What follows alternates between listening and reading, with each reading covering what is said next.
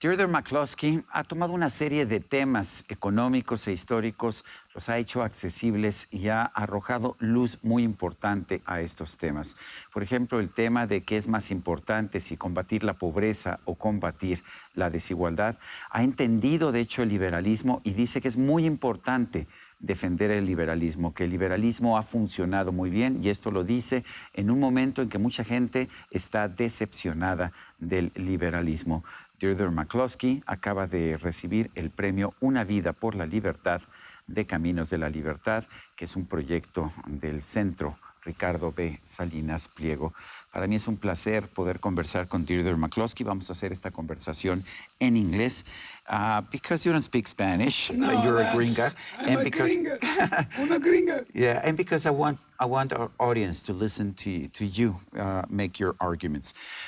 You've just written a book, which is a collection of essays, in which you say that liberalism didn't fail, that it actually worked out. This at a time when a lot of people claim that liberalism is dead, that liberalism doesn't work, that liberalism just generates inequality. What do you say? Well, I think that the part of the problem is that people define the word wrongly. Okay. In Latin America in particular, it tends to be defined as policies good for the rich imposed by the army. Mm-hmm. And like in the Chilean or Argentinian military regimes, yeah. And I don't like that, and either do you. Or in my own country, it's come to mean in the last century or so social democracy. Which is actually having the government limiting individual liberties, and Absolutely. That's not liberalism. Exactly. In fact, it was called in the 1880s in Britain the new liberalism. Okay. Well, the new liberalism was the opposite of liberalism. It's like saying doesn't make sense. The new red. But for example, in Spain or in other countries in Europe, liberalism is considered to be the idea that you have to preserve individual liberties in the economy, in politics, in the personal life as well. Yes, and it's equality of permission. That's the liberalism you defend. That's the liberalism right. that defends individual liberties. That's right. And the problem with defining it as you just defined it is that then people think it's all right to blow COVID up your nose. Up your nose. Which is not, Or to hit people in the nose. Okay, no. but that's not liberalism. No. I mean, other people's rights also have, are valid. Exactly. And so my right to wave my fist around goes as far as your nose, and that's as far. So I think a more deep definition of it is equality of permission. Mm-hmm. Because in olden times, under feudalism, say, there was no equality of permission. Not everyone could work as a absolutely not. As an ironmonger or whatever. They could not start the guild of ironmongers would say, no, you can't do it. Yeah. Or you were a plowman. But we have the same thing right now. You have the taxi driver saying you cannot hire your car for driving because you're not a member of my guild. And that's the trouble. We've reestablished a feudalism gradually in formerly free countries. In the 19th century, Mexico had a quite liberal constitution. Mm-hmm. And then after the 1857 Constitution. Exactly. And after the revolution, it became more and more statist. Mm-hmm. And the problem with the statism, there are some things that the state should do. Mm-hmm. If the Yankees invade Mexico again, the army ought to stop them. And I promise we won't do it again. But what a really liberal constitution guarantees is the right of everyone to enter the occupation they want, to buy and sell where they want, to flourish. You talk frequently about the great enrichment, and you say that this is a consequence of the fact that we've enjoyed certain liberties. That's right. Tell us about it. What is the great enrichment? It's the enormous increase in income per head in real terms, the ability to buy bread and education and travel and all kinds of things, entertainment, since 1800 or 1900. Probably your great-grandparents and my great-grandparents were poor peasants. Unspeakably poor. Yeah. If you go back, 95% of the population of the world were unspeakably poor. And I think most of the people hearing this, their ancestors were not among the crowned heads of Europe or There were very Europe. few people who actually made. Now, I've heard people say, okay, this is a consequence. The great enrichment is a consequence of capitalism. And you say, okay, yes, but it's not capitalism. That's not the proper word. Why I hate not? the word. I hate the word. Yeah. Because it's very misleading. It makes you think that accumulation of capital automatically leads to higher income. And if you think 2 minutes about it, that's got to be wrong.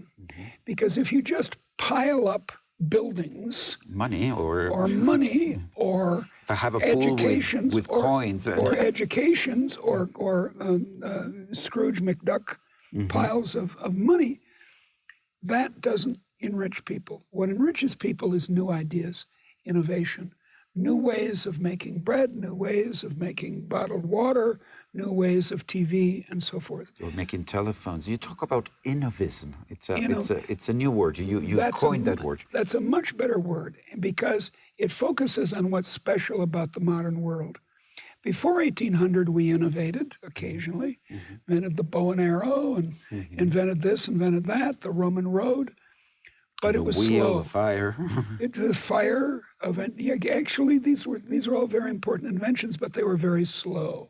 So the Malthusian pressure of population overwhelmed the inventions over and over again. So he stayed down at $2 a day. Malthus said that we were all going to die because we were reproducing too much. Hopeless. It was hopeless. That's what he said. And from the very date that his book was first published in 1798, it was called it's called The Principle of Population. That's right. Published in 1798, and almost from the date he published it, it was falsified. It was shown to be wrong, because what started to happen around 1800 is this amazing explosion of innovation. My friend Matt Ridley calls it ideas having sex. He's a biologist, so he thinks this way. Yeah, I understand. And so it the evolution of everything. That's the name of the book. That's right, and it's a sound idea, and it comes from letting people, as the English say, have a go, to try out things.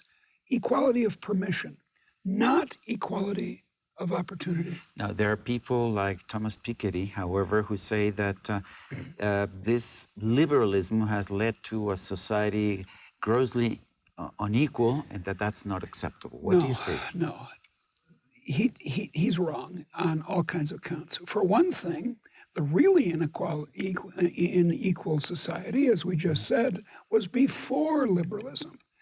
You know, my ancestors were peasants, yours too. And then there was the king and queen and a few popes and high clerics. That was it. They were the rich people. We were the poor. The middle class that we represent today did not exist. It's not that it didn't exist. It's always existed in human societies. But it was small and it was hated. That's the key point. There was hatred from the aristocracy and the peasantry of the middle class. The aristocracy said these people, they aren't soldiers. They're not honorable. And the peasantry said they cheat us. They bake bread. That's right. That's right. They do the things that we need to have done. They're traitors. They're traitors and they're traitors, we say in English. But the peasantry, your ancestors and mine, hated them too. Then that changed, and I've documented this in a long book.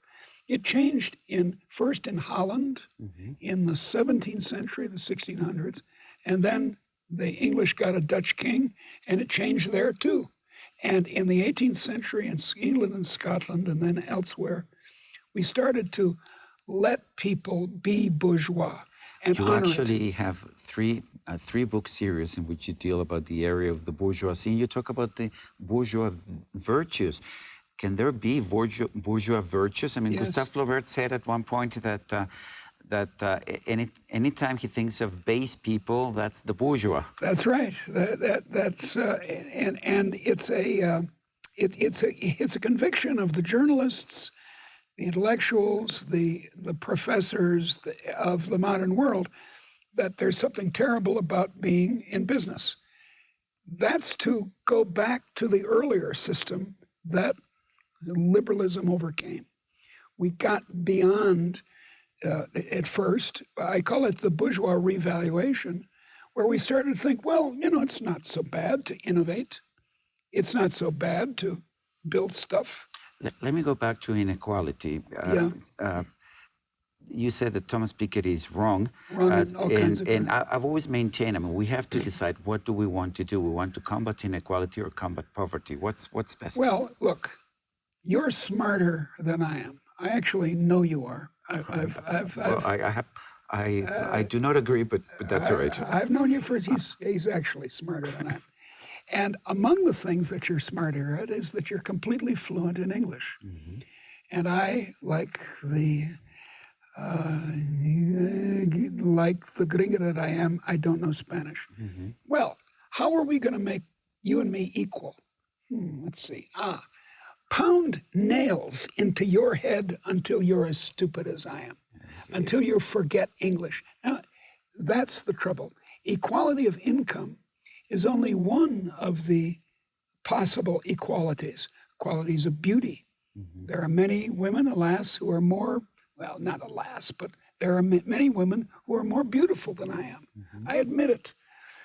Let's see now, how are we going to get equality? Break their noses, cut their ears off. If I want to be an athlete, competitive athlete, I'm going to have to break everyone's legs. Exactly. I was speaking today to a banker who was a bullfighter and a diver.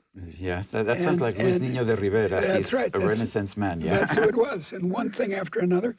And in order for me to be equal to him, as you said, we need, probably shoot him would be the simplest way. I have very little time. I want to ask you about the minimum wage. Everyone tells us that that's the way to raise people out of poverty, the minimum wage. Is that true? No, it's the way to keep the very poorest in poverty. Because if you're not worth the minimum wage, you're a young man with a criminal history who's been to prison, you're not worth the minimum wage. But if you allow employers to employ you, you've reformed. You're not going to do that crime stuff anymore. You can't get a job because you're not worth the minimum wage. If you allow people in business to hire you, then you get on the ladder and you have a family and you have a house and you become a full citizen. Exactly. You become as valuable as the minimum wage allows and more.